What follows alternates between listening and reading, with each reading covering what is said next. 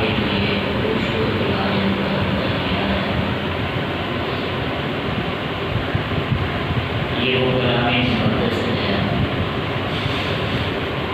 جس پر میرے آقا، میرے وفا کے آقا نبی خاتم صلی اللہ علیہ وسلم نے عمل کرنے دکھایا،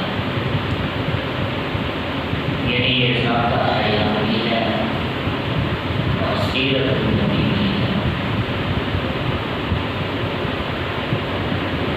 محبوب علیہ السلام اور جتنے بھی انبیاء اور رسول آئے، تمام انبیاء اور رسول کسی بھی استاد کی قدموں میں بیٹھ کر پڑھنے والے نہ ہوئے، بلکہ ان کی تربیت، ان کی تعلیم کا بندوبست پروردگار عالم نے بذات خود ہی کیا ہے۔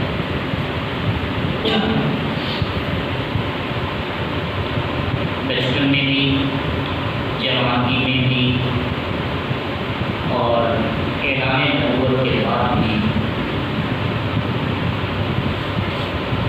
دیکھ لیجیے کہ نبی الخاتم صلی اللہ علیہ وآلہ وسلم کی جب ولادت مبارکہ ہوئی تو اس وقت والد گرامی سیدنا عبداللہ رضی اللہ تعالیٰ عنہ دنیا سے رخصت ہو چکے تھے۔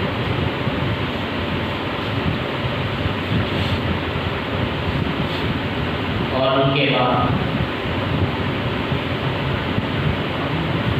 آقا صلی اللہ علیہ وسلم ابھی 6 سال کی عمر میں تھے تو والدہ محترمہ بھی دنیا سے رخصت ہو گئی۔ فَكَفَّلَهُ جَدُّهُ عبد المطلب، بس آپ کی حفاظت آپ کے دادا عبد المطلب نے کی۔ دادا سنتین مات جدُّهُ عبد المطلب، 2 سال کے بعد عبد المطلب بھی دنیا سے رخصت ہو گئی۔ وَكَفَّلَهُ عَمُّهُ أَبُو طالب، بس آپ کی پرورش پہ آپ کے چچا ابو طالب نے کی۔ یہ احساس یقینی پیدا کیوں ہوا؟ والدہ بھی دنیا سے رخصت ہو گئی، والد بھی دنیا سے رخصت ہو گئے، دادا نے بھی دعوی مبارکت ادا کیا۔ گویا کہ پروردگار عالم یہ بتانا چاہتے ہیں کہ کل ہم اپنے پیغمبر اور رسول کو جب عزت اور عظمت عطا فرمائے، جب ہم اپنے رسول کو علم کا سمندر عطا فرمائیں، جب ہم اپنے پیغمبر کو معجزات عطا فرمائیں، حکمت اور دانائی عطا فرمائیں، اخلاص و محبت کا احاطہ سکھائیں، تو کوئی یوں نہ کہتے کہ اس کا ابا ایسے تھا، اس نے تربیت کی، دادا اچھا آدمی تھا، وہ پڑھا گیا سکھا گیا، ورنہ نہیں، ہم اپنے بندے کو تعلیم دینے والے بھی ہوتے ہیں اور اپنے بندے کی تربیت کرنے والے بھی ہوتے ہیں۔ چنانچہ تو بچپن کا زمانہ تھا، آقا صلی اللہ علیہ وآلہ وسلم نے دیکھا کہ کچھ نوجوان کھیل کود میں مصروف ہے۔ حضور صلی اللہ علیہ وآلہ وسلم بھی ان اپنے ہم عمر دوستوں ساتھیوں کے ساتھ ملے اور کھیلنے کی تیاری فرمائی۔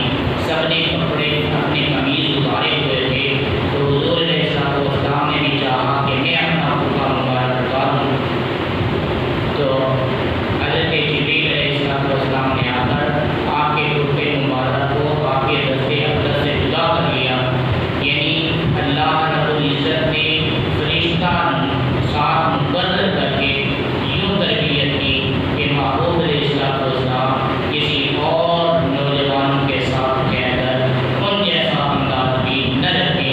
یہ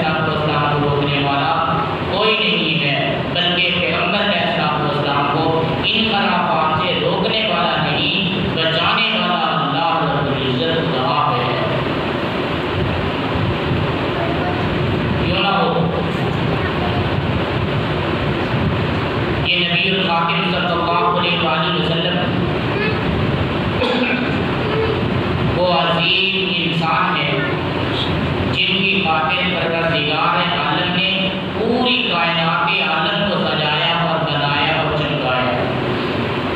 یہ سارا نظام ایسے خود بخود نہیں بنا، پوری ترتیب کے ساتھ بنایا گیا ہے۔ جناب ابراہیم علیہ السلام نے جب اللہ رب العزت کے گھر کی بنیاد رکھی، خوش نہ ہوئے بلکہ یوں دعا کی، ربنا تقبل منا، اللہ یہ ہم سے قبول فرما لے۔ جب اللہ رب العزت نے اس گھر کو بیت اللہ کو قبول فرما لیا تو پھر پروردگار نے ان کی دوسری دعا بھی قبول کی، ربنا وابعث فیہم رسولا، کہ اللہ کسی میں سے رسول بھیج جو اس کو آباد کرے۔ سو چلتے چلتے اللہ رب العزت نے انہیں ابراہیم علیہ السلام کی اولاد و خاندان میں جو ان کے پاس موجود تھے، حضرت اسماعیل علیہ السلام، انہیں کے خاندان اور انہیں کی اولاد میں اللہ نے حضرت محمد رسول اللہ کو مبعوث کروایا۔ میں اس پہ بحث کروں کہ ان کے دوسرے صاحبزادے جن کے خاندان و اولاد میں ہزاروں پیغمبر آئے، کئی رسول آئے، پیغمبر رسول کے اس لگاتار سلسلے میں آقا نہیں آئے بلکہ حضرت اسماعیل علیہ السلام کی اولاد میں آئے۔ اگر اس پہ ہم بحث کریں تو ایک دن کی بات نہیں ہے، ایک دو چار ہفتے کی بات نہیں ہے، مہینوں گزر جائیں گے۔ آقا علیہ السلام کا یہ نظام توحید جو ہے وہ انسان بتا نہیں سکے گا۔ دن گزر جائیں گے، ہفتے گزر جائیں گے، مہینے گزر جائیں گے، ان کی خصوصیات جو ہے وہ آدمی مکمل طور پر بیان نہیں کر سکے گا۔ اور حضرت عبد المطلب کے گھر آئے، وہاں قریشی اور بھی تو تھے، صرف ان کے گھر کیوں آئے؟ اس وجہ سے کہ ان کا گھرانہ باقدر گھرانہ تھا، ان کا گھرانہ ان مشرکین جیسا نہیں تھا، ان کا گھرانہ تہذیب یافتہ تھا، باوجود اس کے کہ اللہ رب العزت نے محبوب کی پیدائش کو مکہ میں ہی اللہ نے خاص کیا، تو مکہ تو وادی عزت تھا، حالانکہ اس کے ایک طرف حبشہ موجود ہے، ایک دوسری طرف وہ یمن موجود ہے۔ اللہ رب العزت چاہتے تو یمن میں بھی تو پیدا کر سکتے تھے یا حبشہ میں پیدا کر سکتے تھے۔ اللہ نے حبشے کی آبادی کو چھوڑ کر، یمن کی آبادی کو چھوڑ کر اس وادی عزت میں پیدا فرمایا۔ اس کی وجہ علماء نے لکھی ہے کہ وہاں عیسائیوں کا کنٹرول تھا، دوسری طرف یہودیوں کی شاہی تھی۔ اللہ رب العزت نے اس جگہ پہ محبوب کو پیدا فرمایا جہاں نہ یہودیوں کا رواج چلتا تھا نہ عیسائیوں کی سازشیں چلتی تھی۔ یہ وہ علاقہ تھا جہاں اللہ کا گھر تھا، لوگ اللہ کی عبادت کرتے تھے۔ اللہ نے اپنے بندے رسول کو اسی جگہ پہ پیدا فرما کے پھر اسی جگہ پہ مبعوث فرما کے ساری دنیا کو بتا دیا کہ میرا محبوب وہ شخصیت ہے، نہ یہودیوں کا تابعدار ہے نہ عیسائیوں کا پیروکار ہے، یہ صرف اور صرف ہمارا پیروکار ہے، جو کچھ ہم کہتے ہیں اسی پہ عمل کرتے ہیں۔ اور پھر عام بچوں کی طرح پیدا نہیں ہوئے۔ جب حلیمہ سعدیہ مکہ میں آئی اور دودھ پلانے کے لیے جو اس وقت پیسوں کے بےبس دودھ پلایا کرتی تھی، وہ بچہ تلاش کر رہی تھی۔ سب سے پہلے آنے والی عورت سب سے آخر میں آئی، اور جو اس کے ساتھ دائیاں تھیں وہ تو اپنے اپنے بچے لے گئی۔ اللہ رب العزت نے محبوب کی خدمت کے لیے اس بانصیب عورت کو قبول فرمایا۔ جب وہ آئیں انہوں نے اس نے پیغمبری دیکھا تو حیران رہ گئی اور پوچھنے لگی سیدہ آمنہ سے، اماں یہ تو بتا بچہ تو اتنا بڑا حسین ہے مگر ان دائیوں نے اسے وصول کیوں نہیں کیا؟ فرمایا بیوی اس کی وجہ یہ ہے کہ میرا بیٹا یتیم پیدا ہوا ہے۔ وہ سب دائیاں یہ سوچتی تھی اس یتیم مکہ کو جو لے جائیں گے اس کا خرچہ کون دے گا؟ بیوی کہنے لگی اماں جی یہ بچہ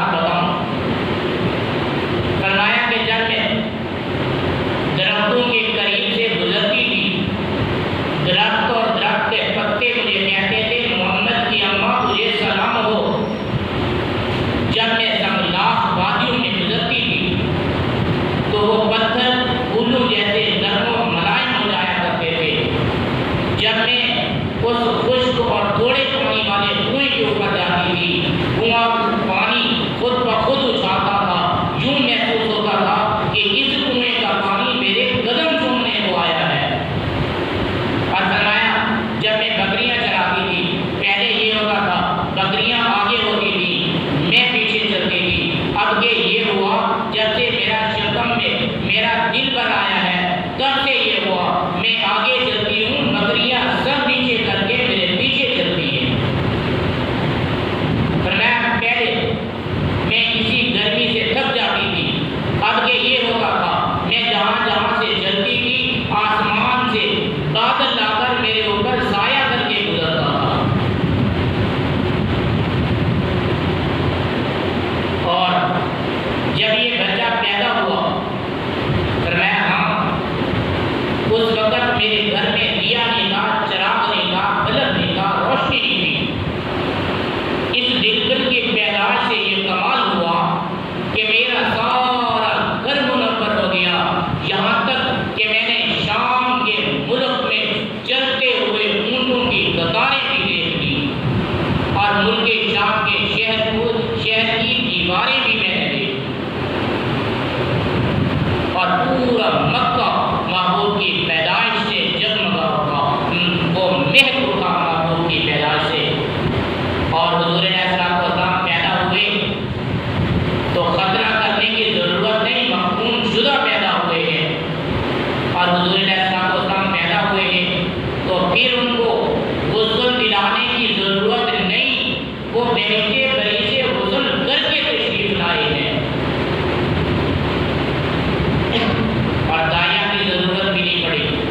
یہ جو ہم کہتے ہیں نا دائی حلیمہ، یہ دودھ پلانے والی دائیاں ہے۔ یہ جو عورت کے بچہ پیدا کرنے کے وقت میں ہمارے یہاں دائیاں ہوتی ہیں، یہ دائی نہیں تھی، اور اماں آمنہ کو دائیاں کی ضرورت بھی محسوس نہیں ہوئی، کیونکہ ہر عورت کو بچے کی پیدائش کے وقت تکلیف ہوتی ہے۔ یہ واحد آمنہ ہے جسے بچے کی پیدائش کے وقت تکلیف نہیں ضرور ہوا ہے۔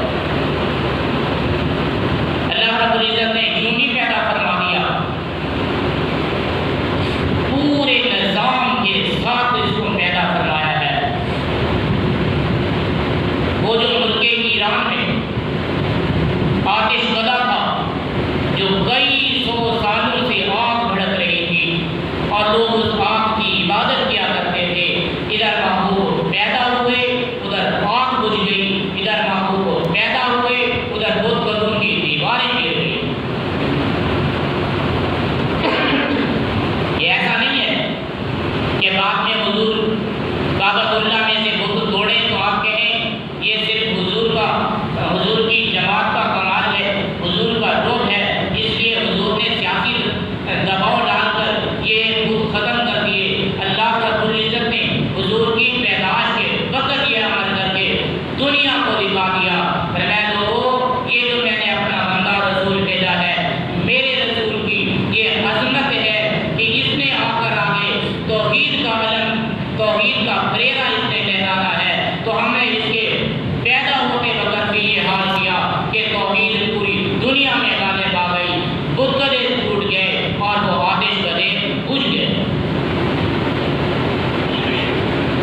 تو حضور علیہ السلام اس جماعت قدسیہ کے عظیم شخصیت ہے، عظیم المرتبہ انسان ہے، پھر اس جماعت قدسیہ کے سردار بھی ہیں، امام بھی ہیں، اور یہ امام الانبیاء ہے جن کی تربیت بچپن سے لے کر آخر تک، جن کی علم کی، جن کی تہذیب کی، جن کی معاشرت کی تمام تر ذمہ داریاں پروردگار عالم نے خود اٹھائی۔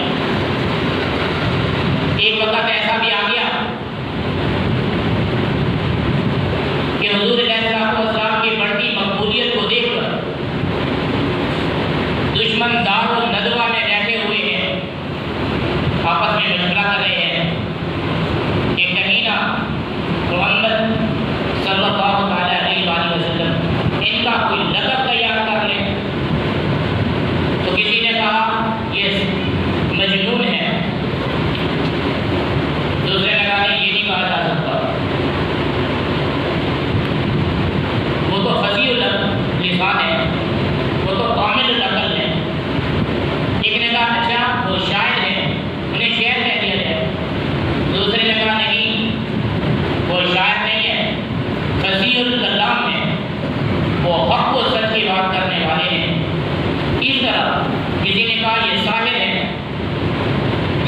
کچھ لوگ یہ بات مان گئے کہ ہاں جی جادوگر ہے. انہوں نے کہا نہیں.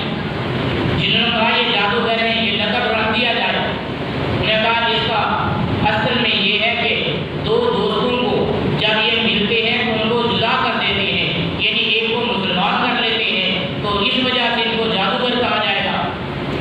کسی نے کہا نہیں، وہ تو بااخلاق ہیں، ان کی اخلاقیات کو دیکھ کر لوگ ان کے ہو جاتے ہیں.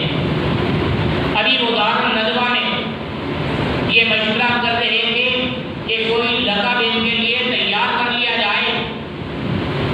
تو پروردگار عالم نے جبریل امین کو بھیجا.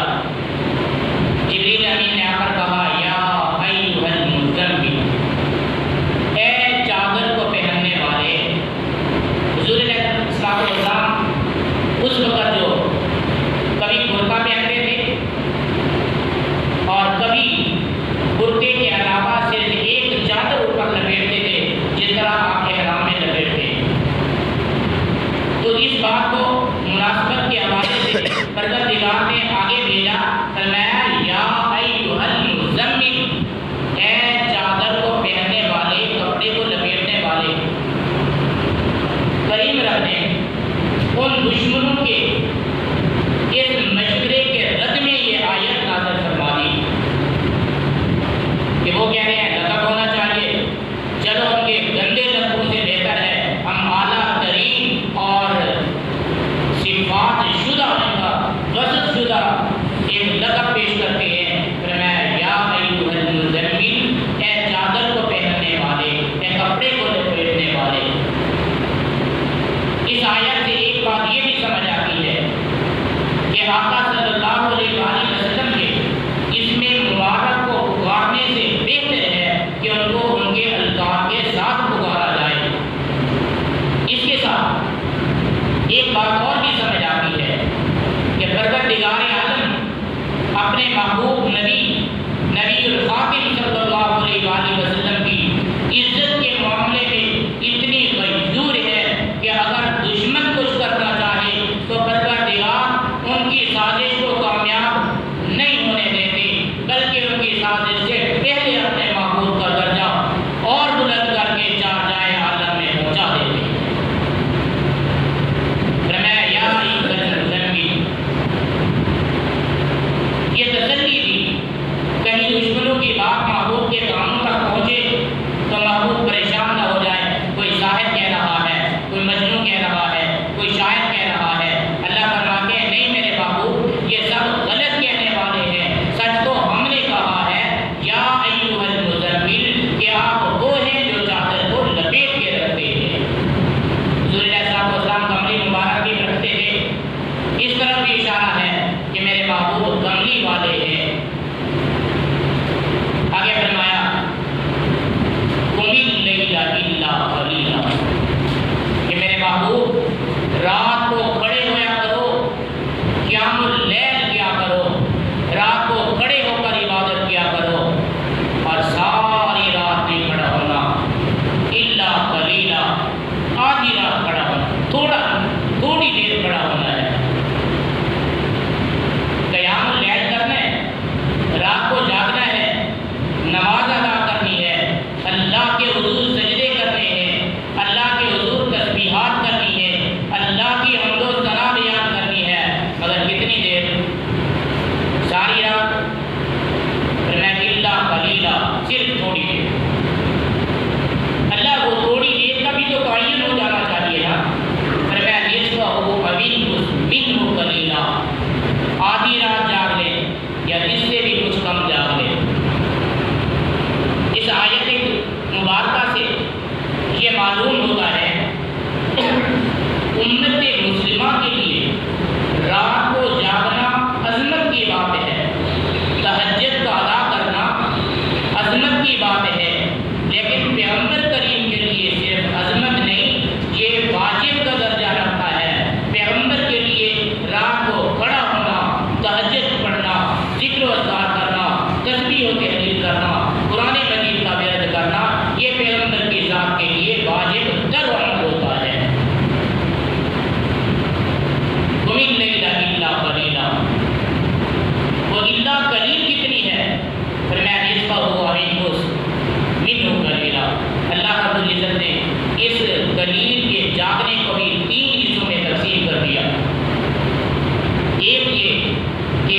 آدھی رات پوری جاگا جائے، قیام کیا جائے آدھی رات، ایک آدھی نہیں 2/3 رات ہو، یعنی تیسرا حصہ۔ ایک یہ ہے کہ اس سے بھی کم، یعنی رات کا چوتھا حصہ جاگنا چاہیے۔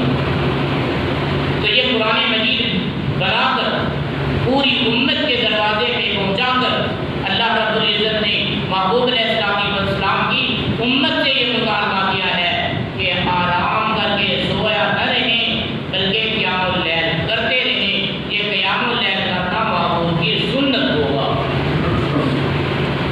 تو جو محبوب کے عشق کے دعوے دار ہیں ان کو چاہیے کہ وہ قیام اللیل کریں، رات کو جاگیں، درود و سلام پڑھیں، قرآن مجید پڑھیں، ذکر و اذکار کریں، مراقبات مجاہدات کریں، نوافل ادا کریں، اور جو نوافل ادا نہیں کرتا، رات کو نہیں جاگتا، قیام اللیل نہیں کرتا، اور پھر وہ دعویٰ کرے کہ میں محبوب علیہ السلام کے عشق میں قد مست ہوں، تو اس کا دعویٰ بلا دلیل ہوگا، کمزور ہوگا اس کا دعویٰ۔ اولیاء اعظم میں سے چاہے وہ کسی جگہ کے ہوں، کسی بھی سلسلہ کے ہوں، وہ نقشبندی ہوں، چشتی ہوں، قادری ہوں، سہروردی ہوں، آج تک ایک اللہ والا بھی ایسا نہیں آیا جو رات کو قیام اللیل نہ کرتا ہو۔ میں اپنے حضرت کی بات کروں، مجھے بستی سکھاری کے سراج احمد نے بتایا، وہ فرما رہے تھے کہ ایک رات حضرت سید غلام یاسین شاہ صاحب رحمۃ اللہ علیہ مسکین پور والے ہمارے یہاں تشریف لائے، اکثر والد گرامی کے پاس آتے تھے۔ ہم نے جب ان کو آخر میں سنایا تو ابا جی نے فرمایا ایک مسلح اور ایک پانی کا لوٹا یہاں ساتھ میں رکھ دے۔ میں نے پانی کا لوٹا بھی رکھا، مسلح بھی ساتھ میں رکھا۔ جب صبح آئے تو حضرت گرامی سوئے ہوئے تھے، میں نے بیدار کیا، وہ وہاں سے اٹھے اور مسجد کو چل دیے۔ مسجد میں وضو کیے بغیر ہی انہوں نے تکبیر تحریمہ کہی اور نوافل ادا کر دیے۔ کہتے ہیں کہ میں نے آ کر ابا جی سے کہا جس پیر کے آپ ترانے واقع ہیں، تعریفیں کرتے ہیں، اس نے تو بلا وضو نماز شروع کر دی۔ کہتے ہیں جب فجر کے بعد درس کے بعد ہم ناشتے پہ بیٹھے تو ابا جی نے ان سے عرض کر دی حضرت سراج احمد کو اشکال ہے۔ آپ نے فرمایا بیٹا بتاؤ، تو اشکال یہی تھا کہ بلا وضو آپ نے نماز شروع کر دی۔ تو حضرت نے فرمایا اس بات کو چھوڑو، کوئی اور بات پوچھو۔ جب ان کا اصرار بڑھنے لگا تو فرمایا بیٹا اگر یہ بات نہ پوچھتا تو میں کبھی تجھے نہ بتاتا، میں سوتا صرف تمہیں دکھانے کے لیے ہوں، ورنہ 40 سال سے غلام یاسین کا یہ معمول ہے کہ وہ عشاء کی نماز سے عشاء کی نماز کے وضو کے ساتھ فجر کی نماز ادا کرتا ہے۔ 40 سال سے یہ معمول ہے۔ پھر ان کی عظمتیں آپ کے سامنے ہیں، وصف آپ نے بیان کیے ہیں، کرامات آپ نے دیکھی ہیں، آپ ان کو جاننے والے ہیں، دیکھنے والے ہیں۔ آپ لوگوں سے میں نے سنا ہے ان کی عظمتیں کیا ہے کہ جو آدمی ولایت کے جس مرتبے پر جانا چاہے گا اس کو اتنی دیر قیام اللیل کرنا پڑے گا۔ ہمارے یہاں تو حال یہ ہے، قیام اللیل کو چھوڑو، رات کو لیٹ سے سوتے ہیں، فجر کی نماز چلی جاتی ہے۔ حالانکہ حضور علیہ السلام نے واضح باشگاف لفظوں میں فرمایا تھا الصلاۃ قرۃ اعیننا، فرمایا تھا الصلاۃ معراج المومن، فرمایا تھا الصلاۃ عماد الدین۔ ایک جگہ تو بڑے سخت الفاظ میں فرمایا من ترک الصلاۃ علی متعمدا فقد کفر، جو جان بوجھ کر ایک نماز چھوڑ دے وہ بندہ کافر ہو جاتا ہے۔ قیام اللیل کا کیا رکھا؟ آدمی نماز بھی نہ پڑھتا ہو پھر بھی حضور کی محبت کے دعوے کرتا ہو، آدمی مسجد میں بھی نہ جاتا ہو حضور کی محبت کے دعوے کرتا ہو، کوئی یہ اگر کہتا ہو کہ میں حضور کی محبت کے جلوس نکال کر کامیاب ہو جاؤں گا تو واللہ وہ غلطی پر ہے، وہ کمزوری پر ہے، بے راہی پر ہے، گمراہی پر ہے۔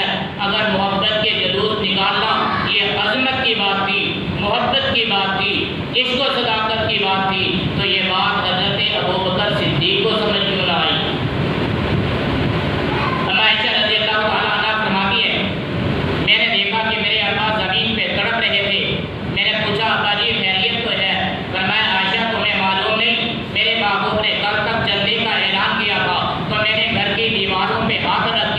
اور جو سوئی تک بچی تھی سب کچھ پیغمبر کے قدموں میں نثار کر دیا تھا. آج پھر اعلان ہوا ہے. ابو بکر کو سمجھ نہیں آتی کہ یار کے قدموں میں کیا دھر دے. اتنے دیر میں انہیں خیال آ گیا کہ یہ جو پہنے ہوئے کپڑے ہیں یہ قیمتی ہے. پہنے ہوئے کپڑے انہوں نے جا کر بازار میں بیچے. ٹانکا ٹانکیوں والا وہ لباس خریدا, پہن کر حضور کے قدموں میں آئے. جو وہ پیسے تھے, جو بچے ہوئے پیسے تھے, آ کر حضور کے قدموں میں رکھے. تو حضور نے فرمایا ابو بکر جبریل امین آئے ہیں اور آ کر کہتے ہیں اذا جاءک الذین یؤمنون بآیاتنا فقل سلام علیکم. میرے محبوب جب ابو بکر صدیق آئے اسے ہمارے سلام کہنا اور پوچھنا کہ اس حالت میں وہ اللہ پر راضی ہے, اللہ کے رسول پر بھی راضی ہے یا نہیں ہے. جناب ابو بکر صدیق کی چیخیں نکل گئیں, کہنے لگے اللہ کے رسول یہ کیا حالت ہے. اگر محبوب کی محبت میں ابو بکر صدیق کے جسم کی چمڑی بھی اتر جائے تب بھی وہ اللہ پہ راضی ہے اور رسول اللہ پہ راضی. یہ بات ابو بکر صدیق کو سمجھ نہیں آئی. یہ بات خود علی المرتضیٰ رضی اللہ تعالیٰ عنہ کو سمجھ نہیں آئی. اور یہ تیری محبت کے جلوس آج سے 100 سال پہلے سے ثابت نہیں ہے. اور مجھے کسی ساتھی نے WhatsApp پہ سوال کیا. اس نے کہا آپ محفل نعت کرتے ہو, محفل ذکر کرتے ہو, یہ سنت ہے, اور ہم جو محبت کا جلوس نکالتے ہیں آپ کہتے ہو یہ بدعت ہے. میں نے کہا میری جناب اگر ذکر کرنا رسول اللہ سے ثابت نہ ہو, صحابہ سے ثابت نہ ہو, اور وہ حدیث مبارکہ ہے نا کہ حضور نے جا کر صحابہ سے پوچھا کیسے بیٹھے ہوئے تھے, کیا کر رہے تھے, جمع بھی ہوئے ہو, شور بھی آ رہا تھا, بال بھی بکھرے ہوئے ہیں. کہنے لگے اللہ کے رسول ہم اللہ کو یاد کر رہے تھے. حضور نے پوچھا سچ بتاؤ یا رسول اللہ اللہ کا ذکر کر رہے تھے. فرمایا نہیں سچ بتاؤ محبوب ہم واقعتاً اللہ کا ذکر کر رہے تھے. حضور نے فرمایا میں نے کسی بدگمانی کی وجہ سے یہ بات نہیں پوچھی, میں نے اس لیے پوچھی ہے کہ مجھے فخر ہو رہا ہے, خوشی ہو رہی ہے.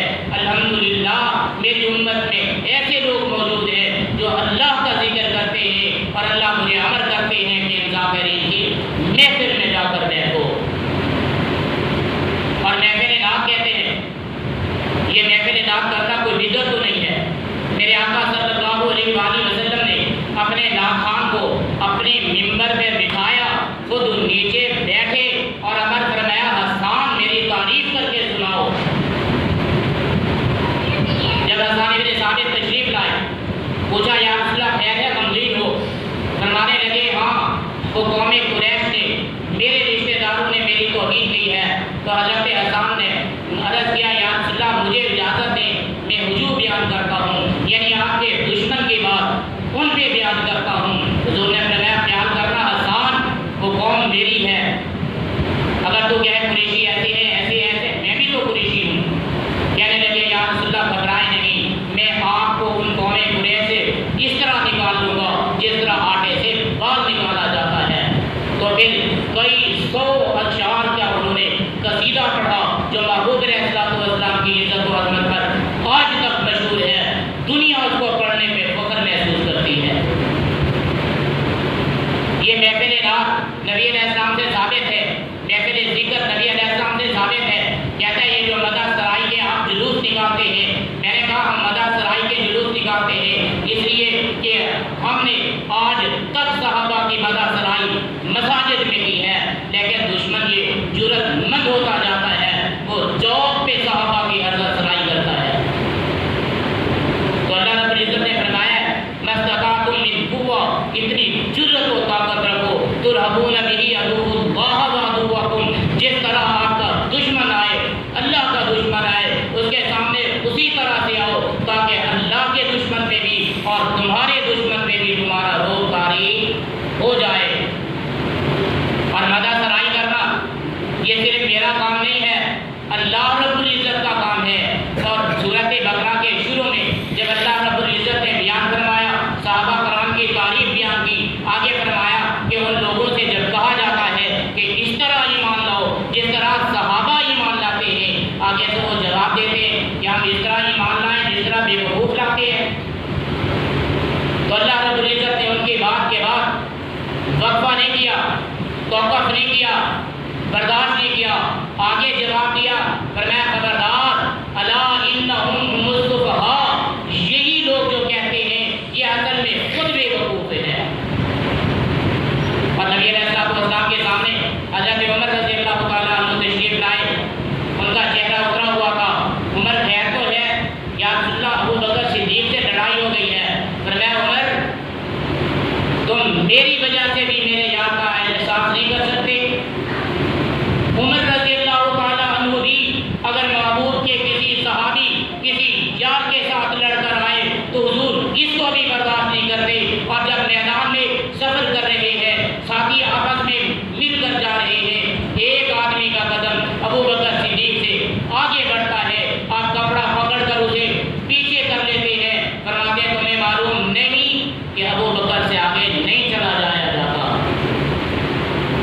جب حضور نے فرمایا لوگوں کو نماز پڑھائے ابو بکر صدیق، اسے کہہ دو یہ بات، تو حضور کے فرمان کے بعد ابو بکر صدیق نظر نہ آئے تو کسی نے حضرت عمر کو کھڑا کر دیا۔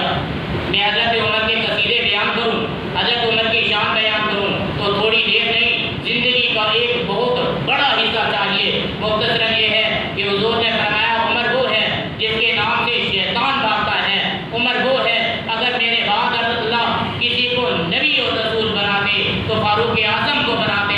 یہ فاروق اعظم وہ ہے جو زمین پہ مشورہ دیتے ہیں، پروردگار عرش پہ قرآن بنا کے نازل کرتا ہے۔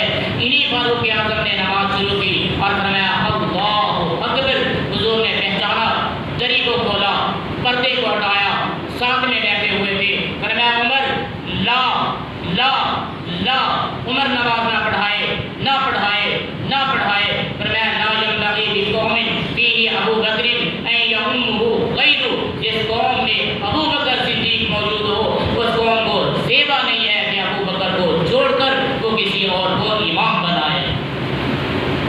میں کتنی تعریف کروں صحابہ کرام کی، اگر میں چوکو چوراہے پہ تعریف کرتا ہوں تو یہ میرا قصور نہیں ہے، عظمت ہے کہ صحابہ کرام کی جماعت وہ جماعت قدسیہ ہے جن کا تذکرہ تورات میں بھی موجود ہے، زبور میں بھی موجود ہے، انجیل میں بھی موجود ہے، دیگر صحائف میں بھی موجود ہے، قرآن مجید میں بھی تذکرے پروردگار نے خود کیے ہیں، اور محبوب علیہ السلام نے بھی اسی جماعت قدسیہ کی تعریف کی ہے جہاں کوئی ادنا نہیں ہے، کوئی اعلیٰ نہیں ہے۔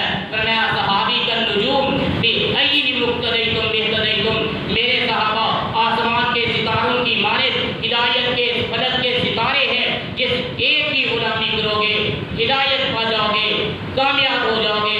صحابہ کرام کی مدح سرائی کے جلسے کرنا، جلوس کرنا، نعت خوانیاں کرنا، ذکر کی محفلیں کرنا قرآن سے بھی ثابت ہے، حدیث سے بھی ثابت ہے، تواتر سے اولیاء الزام سے ثابت ہے۔ علماء کرام آج بھی اسی میدان میں کھڑے ہوئے ہیں۔ میں تم سے سوال کرتا ہوں، تم نے جو محبت کے یہ جلوس نکالے کسی ایک صحابی سے ثابت کرو، کسی ایک اللہ والے سے ثابت کرو، کسی ایک عالم دین سے ثابت کرو، بھلے اپنے مسلک سے ثابت کر دو۔ آج سے 100 سال پہلے آپ میں جرأت نہیں ہے کہ کسی ایک آدمی سے بھی ثابت کر دیں۔